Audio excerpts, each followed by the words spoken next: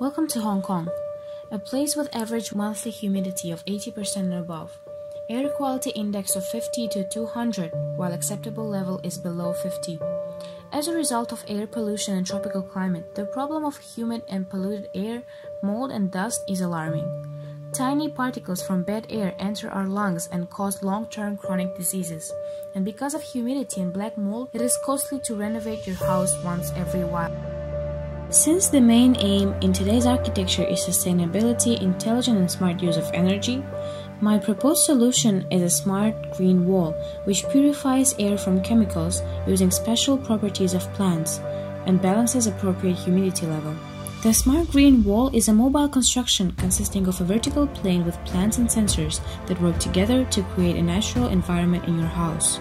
Leaves will absorb the water vapor, making it less humid, while a unique root system which is constructed using the soil together with the Himalayan salt will absorb bad toxins from air, giving away naturally fresh oxygen. As for sensors, they will track the water level and notify you if water level is low. As for plants, golden pothos is used, also known as devil's ivy, which likes humidity, is considered one of the most effective indoor air purifiers and easy to take care of.